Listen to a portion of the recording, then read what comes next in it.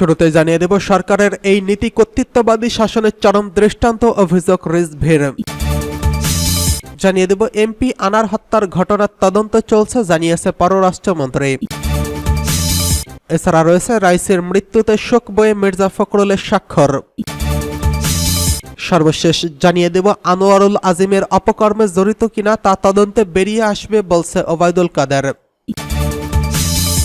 সরকারের এই নীতি কর্তৃত্ববাদী শাসনের চরম দৃষ্টান্ত অভিযোগ রুহুল কবির রিজভির। বিএনপি সিনিয়র যুগ্ম মহাসচিব অ্যাডভোকেট রুহুল কবির রিজভি বলেছেন, উপজেলা ও জেলা পর্যায়ে সরকারি কর্মকর্তাদের জন্য 261টি স্পোর্টস ইউটিলিটিস ভেহিকল অর্থাৎ এই ধরনের স্টেশন ওয়াগন ক্রয়ের জন্য প্রধানমন্ত্রী মত দিয়েছেন। প্রতিটির মূল্য 1,46,00,000 টাকা।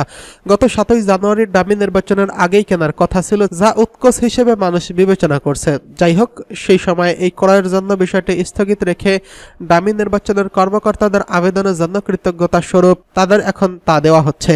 প্রধানমন্ত্রীর কাছে দেশ ও জনগণ অসমকক্ষ, শুধু ক্ষমতায় তার আরাধ্য। সরকারের এই নীতি কর্তৃত্ববাদী শাসনের চরম এক দৃষ্টান্ত। বৃহস্পতিবার 23 মে দুপুরে রাজধানী নয়াপল্টনে বিএনপির কেন্দ্রীয় কার্যালয়ে এক সংবাদ সম্মেলনে এসব কথা বলেন রুহুল কবির রিজভি। রিজভি বলেন, all the prime minister man খ্যাত বাংলাদেশের সাবেক সেনা প্রধানের উপর মার্কিন নিষেধাজ্ঞার সরকারের লোকেরা স্তম্ভিত হয়ে গেছে। জেনারেল আজিজ গণতান্ত্রিক আন্দোলনের অংশগ্রহণরত নেতাকর্মীদের প্রতি ইঙ্গিত করে বলেছিলেন, বিজিবি সবই প্রাণঘাতী অস্ত্র। কেউ আক্রমণ করলে জীবন বাঁচাতে গুলি করতে পারেন। পক্ষান্তরে কেউ আন্দোলনরত নেতাকর্মীদের উপর গুলির নির্দেশ দিয়েছিলেন। তিনি বলেন, সাবেক সেনা প্রধান জেনারেল আজিজ এবং সাবেক পুলিশ প্রধান বেনজির আওয়ামী ফ্যাসিবাদী প্রতিষ্ঠায় গেস্টাপো বাহিনীর ভূমিকা ন্যায় পালন করছেন। বাংলাদেশের মানুষ ভোটাধিকার হরণেও তারা ভূমিকা রেখেছে।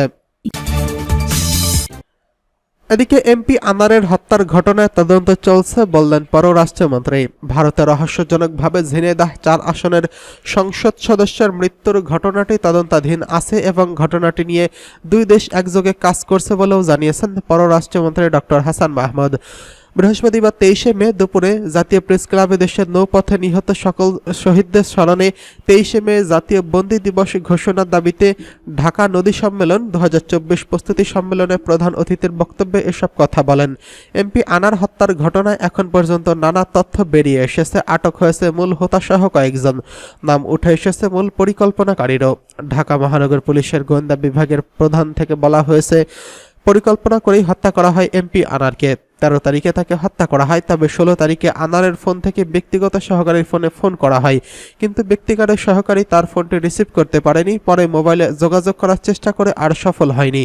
তদন্ত সূত্র বলছে, এমপি আনার নিখোঁজ থাকার পরও তার হোয়াটসঅ্যাপ নাম্বার থেকে ভারতের এক ঘনিষ্ঠ বন্ধু গোপাল বিশ্বাসের মোবাইলে একটি বিশেষ বার্তা আসে। তাতে লেখা ছিল, তিনি বিশেষ কাজে দিল্লি যাচ্ছেন। তিনি দিল্লি পৌঁছে গোপাল বিশ্বাসকে জানাবেন বলে জানান। তারপর গোপাল বিশ্বাসের মোবাইল ফোনে আরেকটি বার্তা আসে যে তার সঙ্গে ভিআইপিরা রয়েছেন, ফোন করার দরকার নেই। ঠিক একই রকমের বার্তা এমপি আনারের পরিবার ও ব্যক্তিগত সহকারী রৌফের মোবাইলে পাঠানো হয়। জানা যায়, পরিকল্পনা অনুযায়ী কলকাতা নিউ টাউনের সঞ্জীবনী গার্ডেনের ট্রিপ্লেক্স ফ্ল্যাট ভাড়া করেন মূল পরিকল্পনাকারী এমপির বন্ধু ও ব্যবসায়িক পার্টনার আখতারুজ্জামান শাহিন। আগে থেকেই ভারতে অবস্থান করা কয়েক সন্ত্রাসীর সঙ্গে চুক্তি করেন তিনি। তারপর 5 কোটি টাকার চুক্তিতে বাংলাদেশ থেকে ওই ফ্ল্যাটে নিয়ে যান মূল কিলার চরমপন্থী নেতা আমানুল্লাহকে। ঢাকার তদন্ত সংশ্লিষ্ট সূত্র বলছে, শাহিন কিলার আমানুল্লাহকে নিয়ে কলকাতায় যান গত 30 এপ্রিল। সংসদ সদস্য আনার হত্যা ছক করেন ওই ফ্লাইটে বসেই। তারপর সেখান থেকে 10 মে দেশে ফেরেন শাহিন।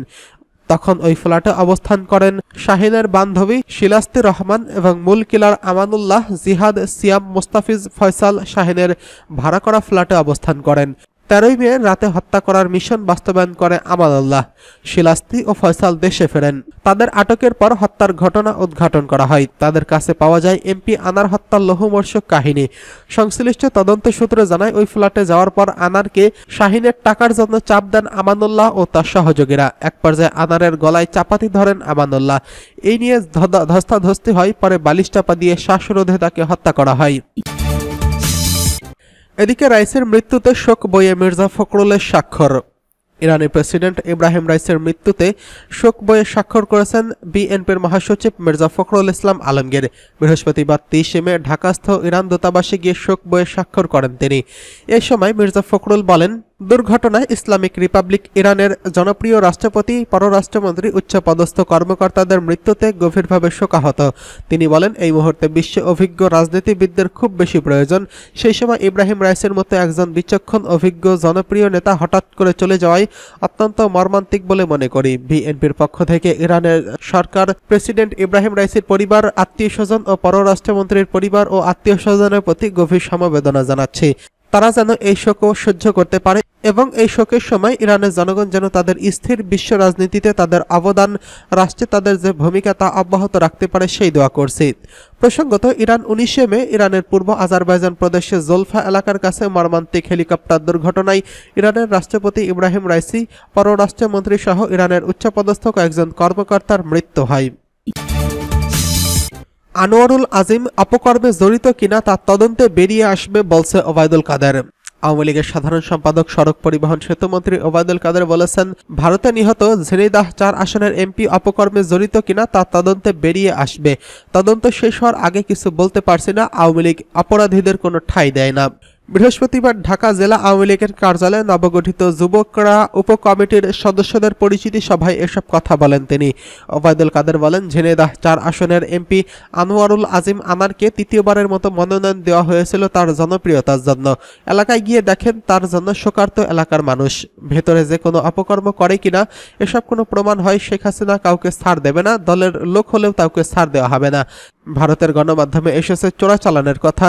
তার মৃত্যুর আগে দেশের কোনো সাংবাদিকদের অনুসন্ধানী কোনো প্রতিবেদন বিষয়টি এলো না কেন?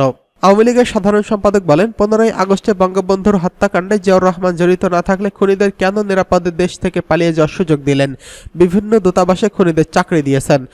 সংবিধানের 5ম সংশোধনী এনে খুনিদের দায়মুক্তি দিতে বিচারের পথ রুদ্ধ করেছেন। সাংবিধানিকভাবে খুনিদের বিচারের পথ কেন রুদ্ধ করলেন? মির্জা ফখরুলের কাছে জানতে চাই। জিয়াউর রহমানের বাকশালের সদস্য পদ নিয়ে আওয়ামী লীগের সাধারণ সম্পাদক বলেন, সেনাবাহিনীর প্রধানের বাকশালের সদস্য হওয়ার নিয়ম ছিল, কিন্তু উপসেনা প্রধানের সেই সুযোগ ছিল না। জিয়াউর রহমান বঙ্গবন্ধুর কাছে দরখাস্ত করে কাকুতি মিনতি করে বাকশালের সদস্য হয়েছিলেন, এর প্রমাণ আছে। বাকশালের 71 নম্বর সদস্য ছিলেন জিয়াউর রহমান। ইতিহাস নিয়ে বিএনপি বারবার মিথ্যাচার করছে। ওবায়দুল কাদের বলেন, বিএনপি আজ বলছে কৃষক লীগ, যুবলীগ নাকি অর্থ পাচার করছে। অর্থ পাচারে বিএনপি সুপরিচিত। সিঙ্গাপুরে, আমেরিকায় কে অর্থ পাচার করেছে? তারেক রহমান আর কোকো। সিঙ্গাপুরে পাচার হয়ে যাওয়া অর্থের অংশ উদ্ধার হয়েছে। এফবিআই ঢাকায় এসে সাক্ষ্য দিয়ে গেছে। নিজেরাই যে অপরাধী তার দায় ছাত্রলীগ, যুবলীগের উপর চাপাতে চাই। এরা কত মিথ্যাচার, অপপ্রচার করতে পারে?